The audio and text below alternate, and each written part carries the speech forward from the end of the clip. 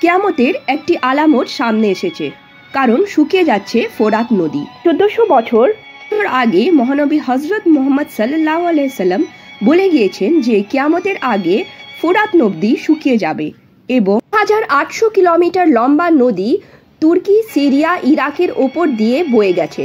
শতাব্দী পর শতাব্দী ধরে প্রবাহিত হওয়া এই নদী একসময় প্রাচীন মেসোপটেমিয়ার সভ্যতাকে শিখরে লালন করেছে। শুধু তাই নয়, প্রাচীন থেকে বর্তমানের তীরে গড়ে ওঠা জনপদকে লালন করেছে এই নদী। তবে জলবায়ু পরিবর্তন আর মানুষের সৃষ্টি করা দূষণের কারণে ধীরে ধীরে শুকিয়ে আসছে ফোরাত নদী। গত কিছু বছর ধরে জলের স্তর খুব বেশি নেমে গেছে। বৃষ্টিপাত কমে যাওয়া, বাঁধ নির্মাণ এবং দুর্বল ব্যবস্থাপনাকে দায়ী করা হচ্ছে। রাসূল সাল্লাল্লাহু আলাইহি সাল্লামের ভবিষ্যৎবাণী সত্য হয়েছে যে ফোরাত নদীর কিছু বছর আগে আর বর্তমানের ছবিগুলো পাশাপাশি রাখলেই বোঝা যাবে কতটা দ্রুত শুকিয়ে যাচ্ছে এই নদী। আবু হুরায়রা রাদিয়াল্লাহু তাআলা আনহু থেকে বর্ণিত যে রাসূল সাল্লাল্লাহু আলাইহি সাল্লাম বলেছেন, ততক্ষণ পর্যন্ত কিয়ামত সংঘটিত হবে না যতক্ষণ না ফোরাত নদী শুকিয়ে যায় এবং তার মাঠ থেকে একটি স্বর্ণের পাহাড় উন্মোচন হয়। মানুষ এর জন্য যুদ্ধ করবে এবং প্রতিটি 100 জনের মধ্যে 99 জন মারা যাবে এবং তারা প্রত্যেকে ভাববে, হয়তো আমি সেই বেঁচে যাওয়া মানুষ হব যে সেই স্বর্ণ পেয়ে যাবে। ইন্টারনেটে বেশ কিছু ভিডিও ভাইরাল হয়েছে যে ফোরাত নদী শুকিয়ে গেছে আর সেখান থেকে স্বর্ণ পাওয়া যাচ্ছে, কিন্তু এই ভিডিওগুলো সত্যি নয়, কারণ ফোরাত নদীর স্তর নিশ্চয়ই কমেছে, কিন্তু এখনও স্বর্ণের পাহাড়টি বের হয় নাই।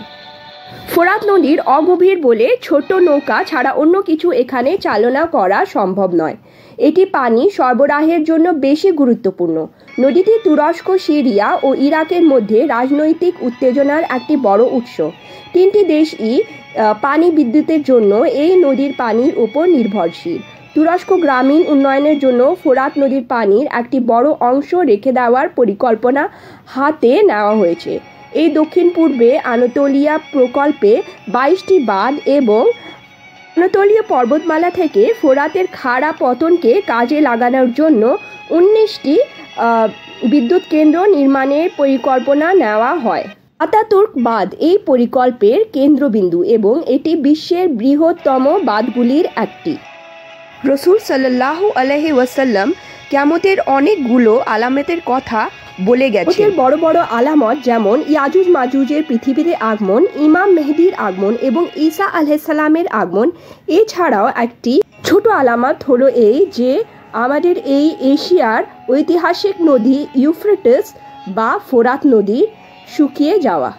হাদিসে বর্ণিত আছে যে ফোরাত নদীর স্থলে স্বর্ণের পাহাড় উঠবে। এর দুটি অর্থ হতে পারে। এক, নদীটির জায়গায় একটি পাহাড় উঠবে যার ভেতরে স্বর্ণের খনি থাকবে।